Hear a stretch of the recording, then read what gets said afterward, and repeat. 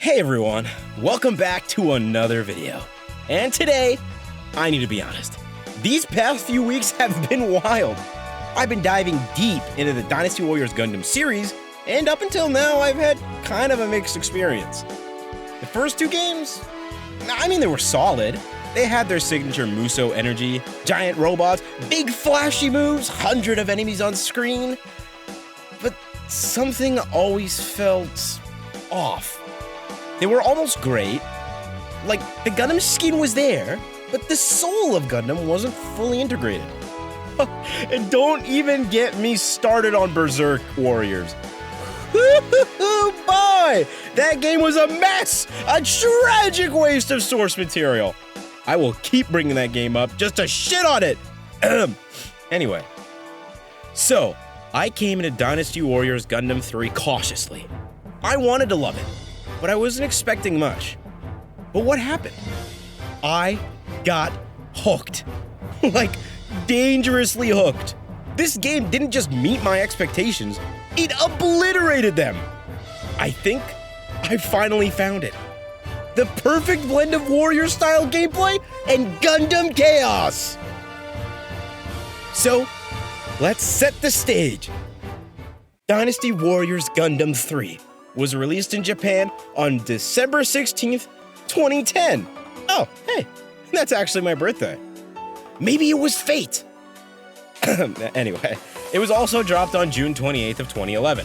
Now, here's what makes this entry immediately stand out. It finally breaks away from the repetitive UC-centric retellings. No more endlessly replaying Amuro's journey. No more Char, Camille, Judao loops. Instead, we get a brand new original story mode, split across multiple perspectives and factions. It is the most ambitious narrative structure in the series to date. And honestly, it's one of the things that kept me invested. The campaign is broken into 4 narrative paths, each focusing on a different ideological lens in the weird dimensional collision setting. Those Who Understand, led by Amuro, and finally, 00 representation, Setsuna F. Seiei. Hell yeah, I've been waiting so long for that. Those Who Doubt follows Char Aznable, and another brand new face with Gundam Unicorn, Banager Lynx. Those Who Pass By, a wild collection featuring Garrod Ran, Haman Karn, and Shirako. And Those Who Fight. This one's all about Shrey's Kushrenada in full frontal, the political radicals, and fringe warriors. Each faction starts with its core members and gradually pulls in other characters as the story unfolds. What I love here is that you're not locked into a single pilot per path. You can switch between available characters in that faction, though some missions will restrict you for story or gameplay reasons, but it helps keep the game feeling fresh. And once you finish each path, you unlock finale missions for peace, for reform, and for victory. That brings it all together. It's a much more cohesive and rewarding story structure compared to the character-by-character grind in Dynasty Warriors Gundam 1 and 2. Plus, the thematic approach, ideals clashing, instead of timelines is such a Gundam move. It gets the spirit of the franchise so right. And it's not just story mode that got a glow up. This game is stacked with content. Here's what you've got. History mode.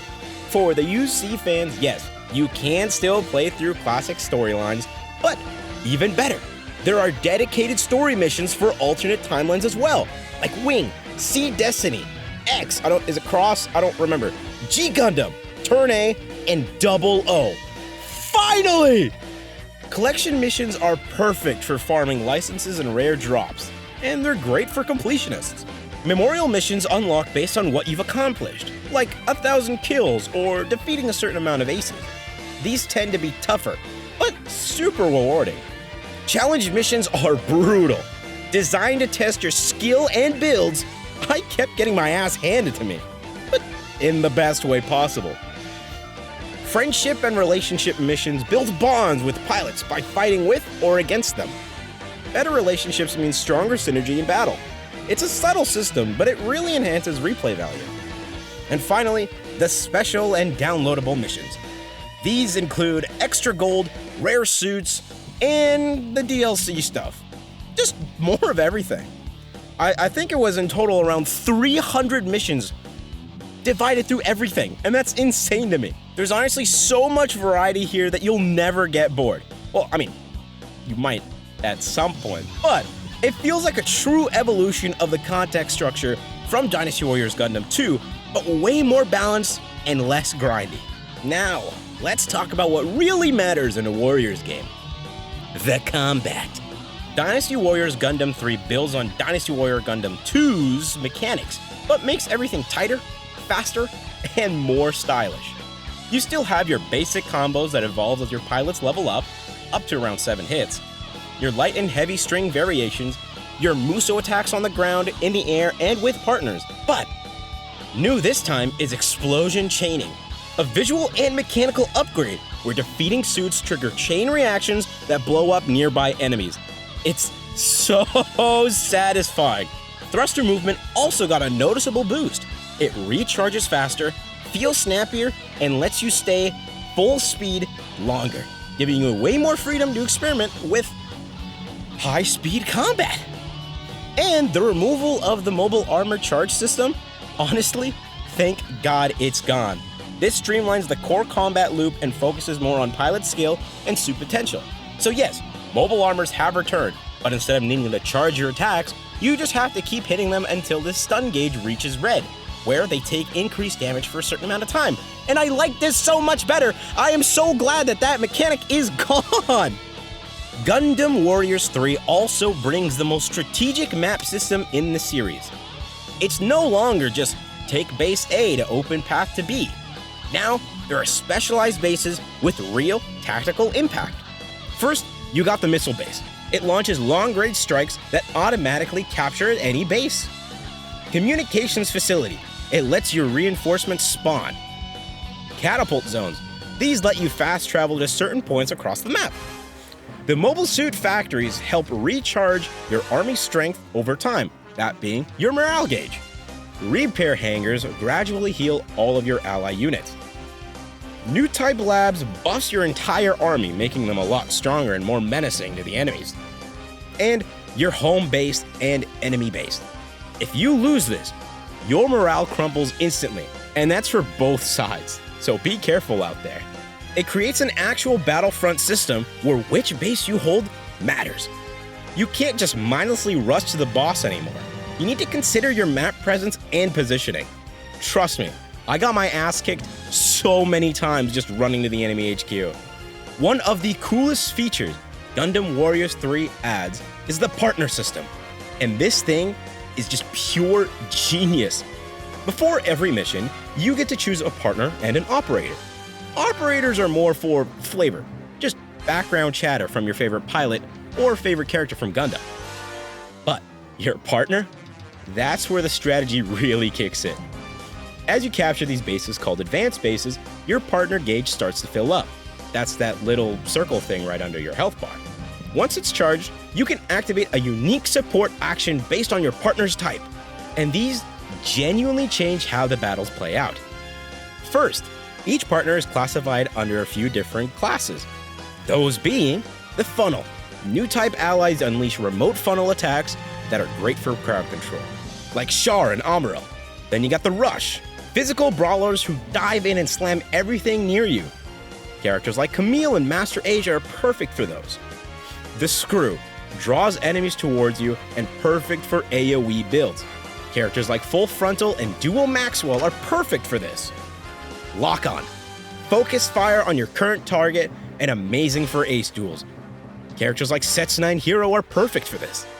Specials. Heals armor or restores your morale. It's a very good lifesaver. Characters like Cecily are perfect for this. The assists hang around and support consistently. Characters like Troa and Emma are perfect for this. And then you got your wide range. These are massive bursts of damage over a wide area when you want everything in front of you gone. So, characters like Four and Dozel, who pilot the Mark I and the Big Zom, are absolutely awesome for this. What I love is that these aren't just cosmetic. They let you customize your playstyle. Maybe you're playing a fragile range suit and need healing. Maybe you're a rushdown player and want funnels to cover your blind spots. This system adds so much replay value. Now let's talk about one of the biggest quality of life upgrades from Gundam Warriors 2. That being the suit plan and the pilot level separation. Here's how it works. After every mission, enemy suits and aces draw mobile suit plans. These plans are randomly generated versions of that unit, with stat variations and bonus skill slots, and upgrade potential. Think of it like loot drops in an ARPG. If you like the plan stats and slots, you develop it in the mobile suit lab. Each developed suit gets its own loadout, which you can customize with up to 3 skills, like thruster boosts, charge attack enhancements, or extra armor. And since the pilot progression is separate, you don't lose any of your grind by switching suits. You can have multiple versions of the same unit, like a tanky Zeta for challenges and a speed-focused one for farming. Oh, and the shop? It's your meta hub. You can buy licenses to let pilots use new suits. They do get expensive, but totally worth it if you have a specific mobile suit you like playing. Purchase and equip passive skills for pilot buffs. And spend gold on training to quickly level underused characters. That last one? Huge time saver. If you unlock a new pilot but don't want to grind them up from level 1, you can just pay to boost them up. It's pricey, but it respects your time. This whole system gives you a level of build freedom and suit personalization the series desperately needed. No more praying for random part drops like Gundam Warriors 2. You control the whole process here.